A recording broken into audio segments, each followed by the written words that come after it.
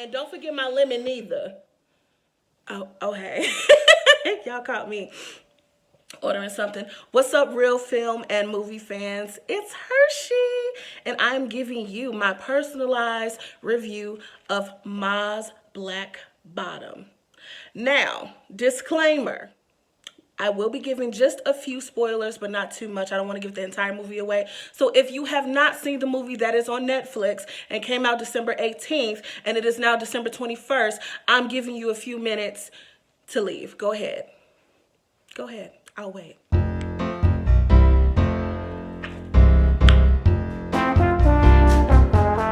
Okay, y'all, the coast is clear. We can talk about it.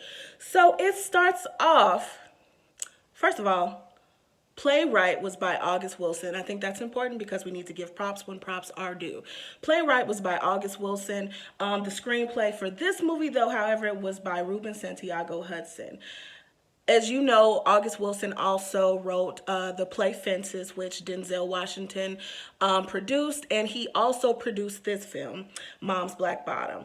It is starring Viola Davis, who plays Ma Rainey, Chadwick Boseman, who plays Levy, Coleman Domingo, who plays Cutler, Taylor Page, who plays Dusty May, Glenn Turman, who plays Toledo, Michael Potts, who plays Slow Drag, and you've got Irvin, her manager, and you have Dusan, who is called Sylvester in the film and plays her nephew. So in the film, this is taking place in the late 1920s. It starts off in a town called Barnesville, Georgia, where you see two guys running in the fields, assuming that they're being chased, but they are actually running to get to Ma Rainey's show. She has on a show, everybody is in attendance, and they are having a good time. Now, Miss Ma Rainey, honey, walked so Lil Kim, Nicki Minaj, Cardi B, Meg Thee Stallion could run.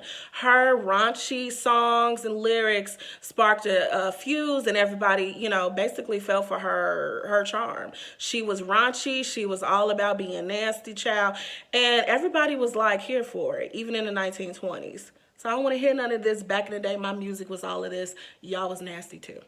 Fast forward, later down the line, she goes up to Chicago, where you'll see actually the band, where it's Levy. I keep wanting to call him Levi. That is not his name. But Levy, who was played by the late Chadwick Boseman. Gone too soon, Lord. And even in the film, unfortunately, you can see that he was battling cancer. He looks pretty thin, but still did a stellar job. You have Glenn Turman, who is a acting legend. He's been around for decades. And then you have hold on, I wrote it down for a reason. You have like Coleman Domingo, who plays Cutler, and the other ones, kind of mingle in the film. Anywho, they are in Chicago. World. Period. You tell Antonio he's fired. Fired. Get me a new stylist. Again, work. Anyway, it's taking place in Chicago, best city in the world. And basically, the band members are at a recording studio getting ready to cut a record with Ma Rainey. Now, Ma isn't there just yet, but the other band members are there, and they have a playful yet kind of digful dialogue, basically giving each other crap like all band members do. During the course of this digging, so to speak, there is a monologue given by Chadwick Boseman, who plays Levy, and it is pretty heart-wrenching. I won't go deeply into detail about that because it's one of those things that me explaining it will not give it justice. You just got to look at it. The brother is acting down. Actually, all of them are acting down. It's what they do. Fast forward, you have Ma Rainey come in, played by none other than Viola Davis. Now, first of all, her playing Ma Rainey, you could tell that she prepared for this role physically. I looked at the real picture of Ma Rainey. I might put it right here. Can I put it right here? I'm still learning technology. Bear with me. I might put it right here. And she looked pretty similar. She even gained a little weight for the role. And as described by a lot of people, Ma Rainey was not a dainty, delicate flower. She was a big woman, a big brick house of a woman, pretty firm in her beliefs. And she, I wouldn't want to go against her. Big Mama was everything. Now, she, alongside her nephew, who is Sylvester in the film, and then Dusty May, who is her girlfriend. They was doing that back in the 1920s too. They was getting down. There's a lot of gallivanting back then. Her girlfriend went to the recording studio, and let me tell you something. Ma Rainey demanded her things. Give her her things. She wanted her Coca-Cola. She wanted her fan. She wanted her nephew to do the intro. There was a discussion about which version of the song is going to go on the record. Of course, she won because she was not playing with any of them, especially the white folks. Especially the white folks.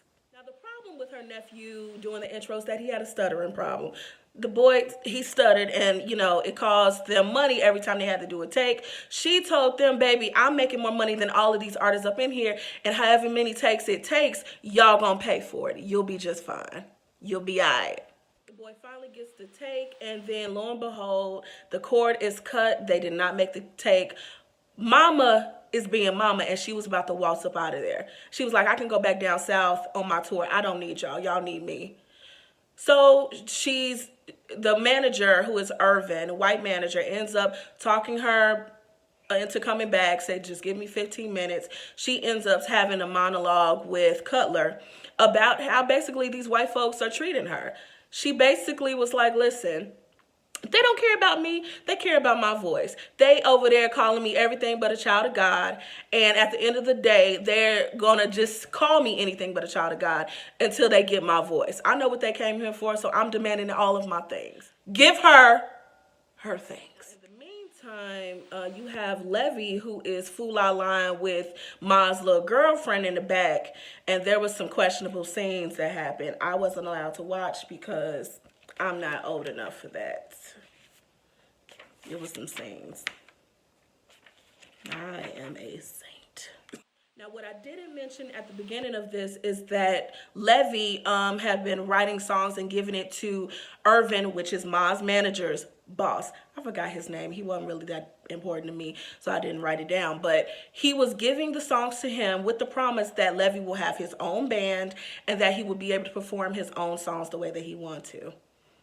Music industry has not changed. They gonna lie to you, baby. They gonna lie.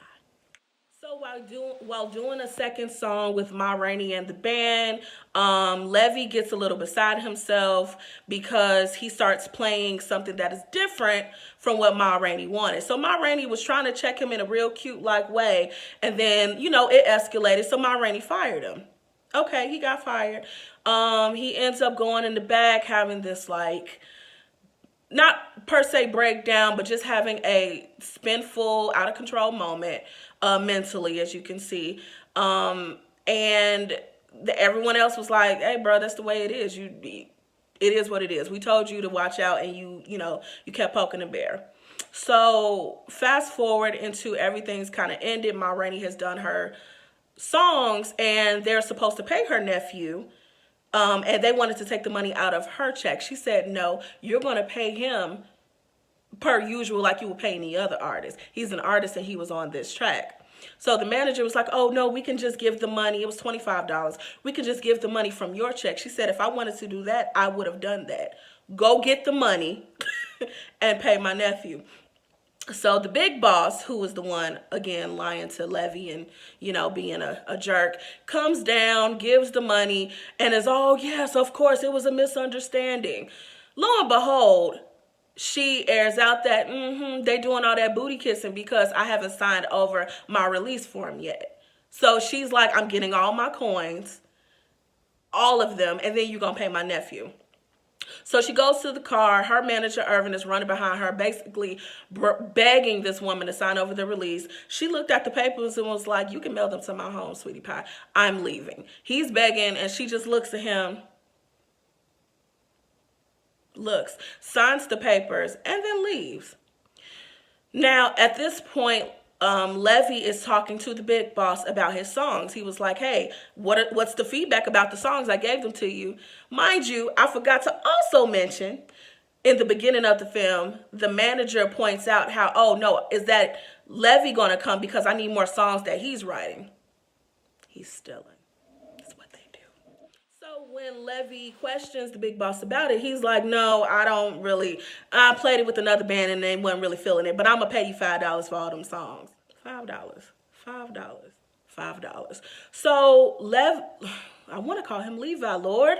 So Levy is obviously upset, has this breakdown. There was a fight earlier, which I won't disclose. I do want to leave some nuggets for y'all to look at. But there was a fight earlier that involved a knife between another band member. But this time, all of them come down. Levy is upset. And so Toledo, who is played by Glenn Truman, is there and accidentally steps on his shoe. Now, Levy is already in his feelings, feeling away, already unstable. And so he's going back and forth, and dude is like, listen, bro, I apologize. What more do you want? Like, what more do you want? I had to take a moment because you already know what's coming next.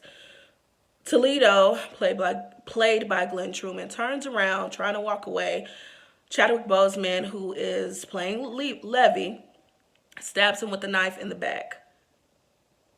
Kills the man.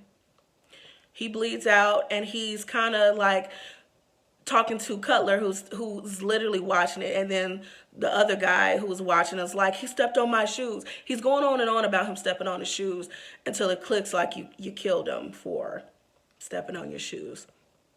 It ends with him trying to pick up Toledo. Doesn't work. So he finally lays on the ground and is just kind of like broken. And then the end of the film, you see Ma driving her nephew. I mean, she's not driving, she's in the back. Her nephew and her girlfriend are up front, and she's just kind of like looking like she's saying never again. Never again. This film, it was intense. Summing up this film, it was very clear that these are some acting folks. They did not come to play with any of us. These are seasoned actors. Also, too, you can definitely tell when Denzel Washington is a part of a project. The director did a wonderful job of capturing different facial expressions, the movement, the motion, the head costume designer did a great job of making it look like the 1920s, and then the actors did a stellar job in their performance. If I had to rate this, I would give it 4 stars out of 5, only because I don't feel it was as intense as Fences. Now, maybe it was not fair for me to pit that against Fences, but because this is the same playwriter and the same directors, I kind of feel like, well, maybe it missed a little something. I don't know. 4 out of 5, still a great film. Definitely support it. This is a film that you want to watch if you are an adult. I would not advise watching with your little kids because there are some scenes that I didn't even watch because I'm a saint. And I get in trouble. But I would say watch it if you're grown. Let me know what you think. How did you feel about it? If you watched it, leave some comments below. I didn't cover everything, but that was just my take on it.